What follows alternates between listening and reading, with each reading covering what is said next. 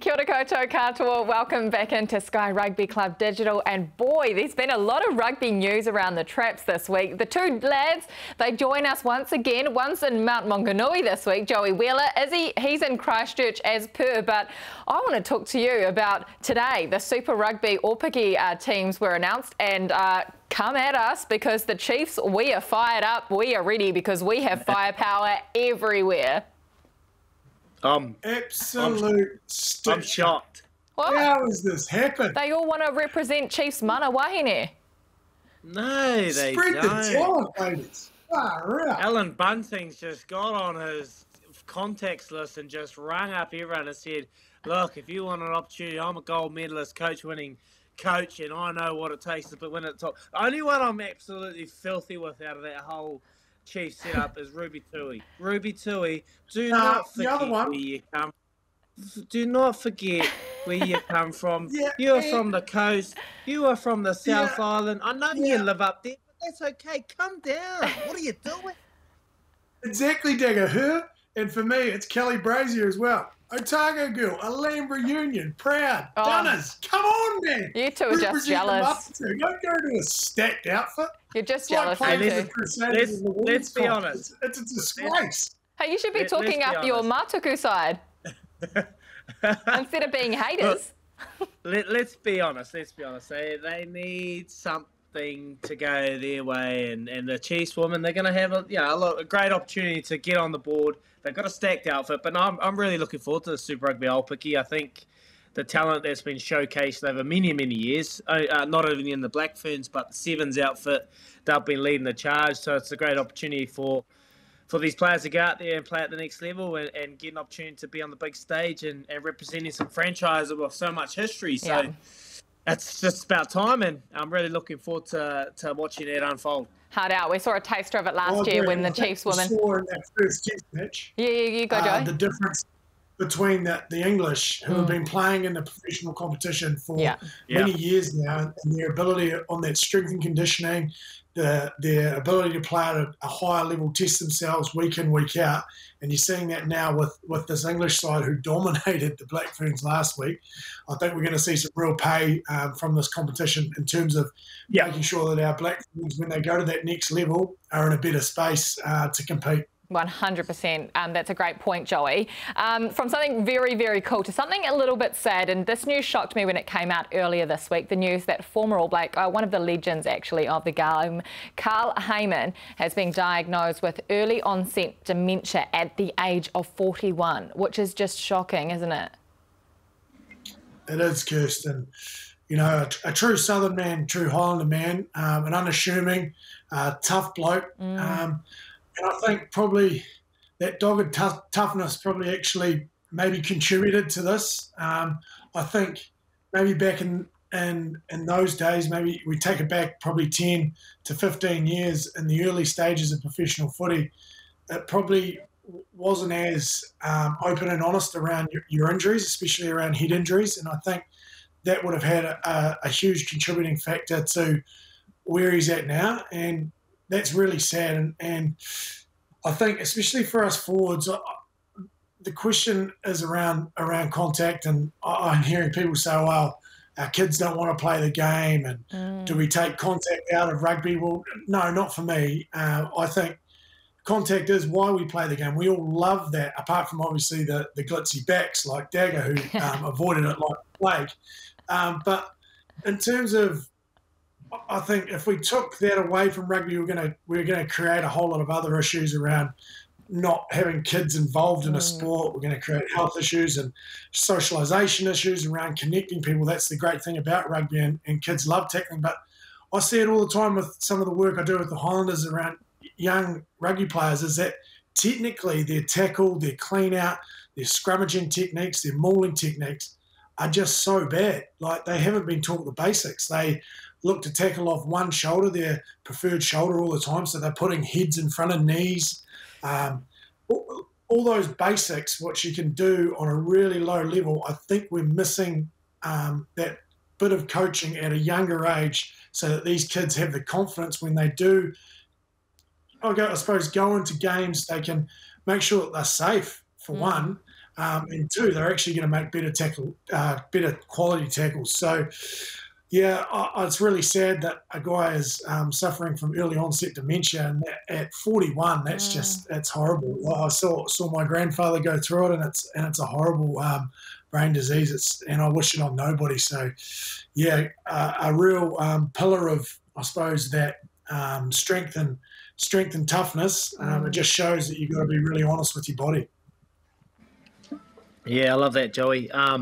I love what you're saying about the technique and the education and sides to that. Look, I think this is only the start of it, to be honest. I think there's going to be so much more coming out from past players. And I think when you look back to the early days, and I remember when I first started playing, Joey, and the education around head knocks and the understanding the impacts that it has on your life. And, we're also stubborn back then. And I think back in those days, they would have been a lot stubborner as well, like having a head knock. But, it was frowned upon if you showed a little bit of weakness. If you had a little head knock, people would think you're weak, you're showing weakness. So these players potentially didn't really jump on that kind of that thing that had happened to them. So this is only going to be a start, because the education back there wasn't around. And like I spoke about, the stubbornness, and as players, we didn't want to showcase weakness to be able to, because that was just frowned upon. So I think the education now is spot on, and we're only going to keep getting better and better. The last 5 to 10 years have been good about it. But I think as well, we've got the HIA off the field. We've got all the things in place to help you protect yourself. But I think a lot of responsibility needs to come on yourself as well. As an athlete, as a person, you have to be vulnerable, and you have to be honest and open about this. This is not about you potentially playing the last 30 minutes and you being there for your team. This is about longevity in life, and life post-footy is what it's all about. And these players, and I'll be honest, I did it.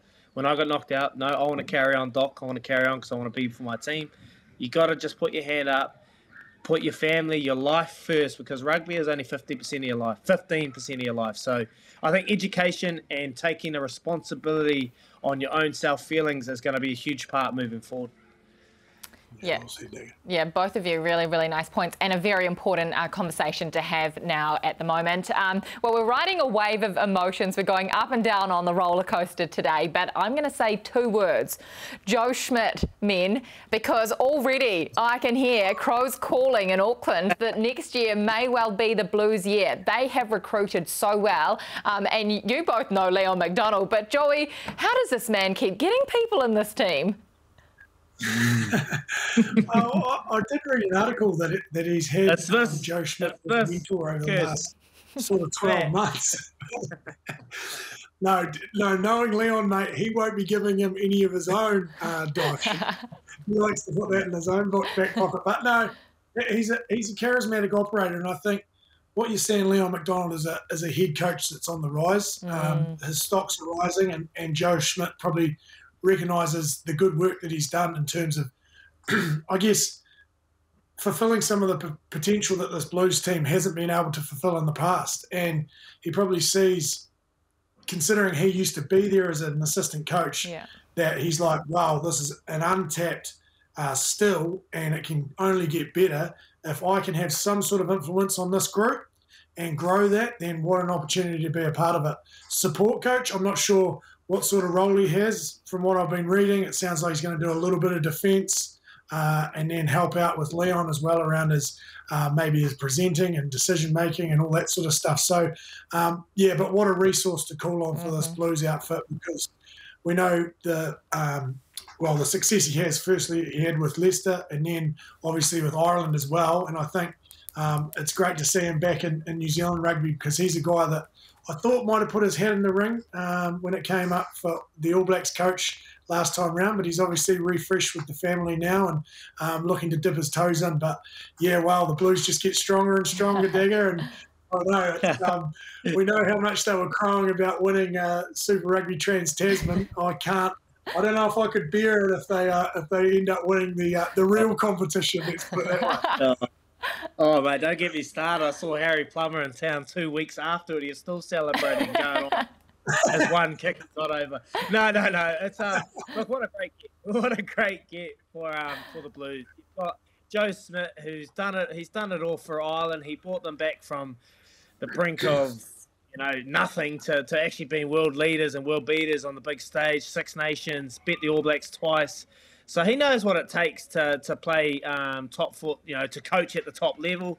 Brings a different idea. He was one of the leaders in the rush defence, and obviously Kiwi teams use a lot of the rush defence at the moment, with the wingers being up in the line, bringing a lot of heat on line speed. So for him, he might be here to bring it. They've got a young Auckland defence coach, Craig McGrath.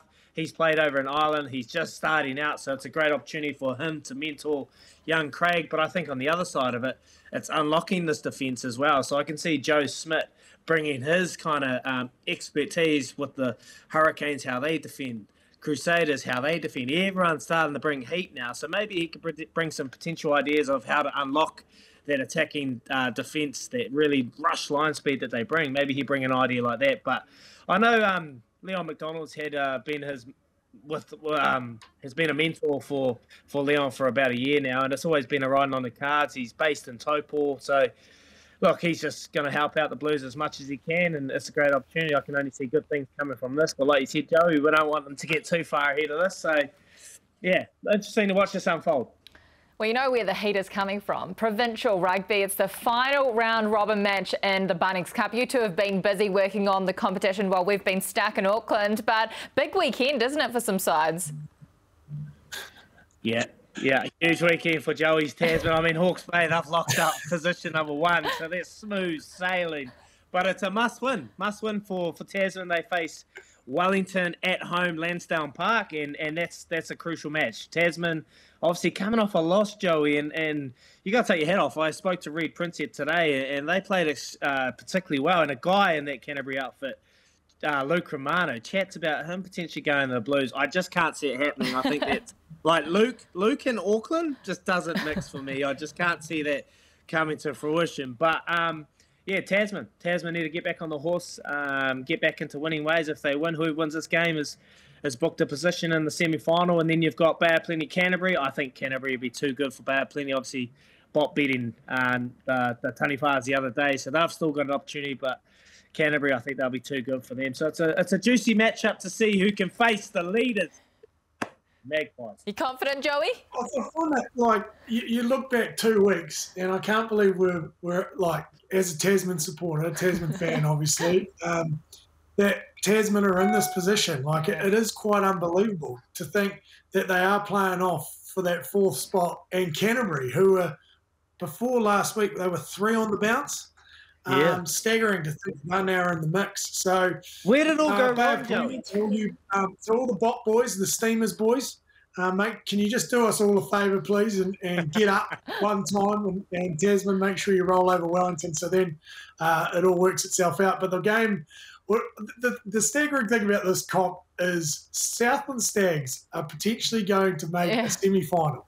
Now, I saw a headline in the Southland Times that said Southland Stags now in semi-final position in NPC. After and I'm one like, game. Hang about. You've won one game. Oh. And this is how ridiculous this Premiership Championship is. Like, the Stags should have been written off probably about six weeks ago that they weren't going to be making a semi-final. But now they're crowing like they've made a semi, when they're basically playing off with five other teams. Well, now 4. So it's by default that these guys are going to be playing a semi-final. That means absolutely nothing because they can't get promoted. So hopefully next year we finally get some sense, Dagger and Kirsty, and we just have one competition and have a top 8 that go through the playoffs just to keep – I know it's about probably TV rights and making sure you get all the games in and all that stuff, but just have a top 8. Please do the fans a favour. I agree with you, Joey. I totally agree, mate. It's a shambles, but yeah, I'm looking forward to that. Well, I'm sure common sense will prevail. You hope anyway. Thanks so much, gentlemen. So much rugby over the weekend, of course. The Bunnings Cup, the All Blacks and the Black Ferns in action as well. And Sky has you completely covered. We will see you same time, same place next week. Ka kite anō. Kia ora.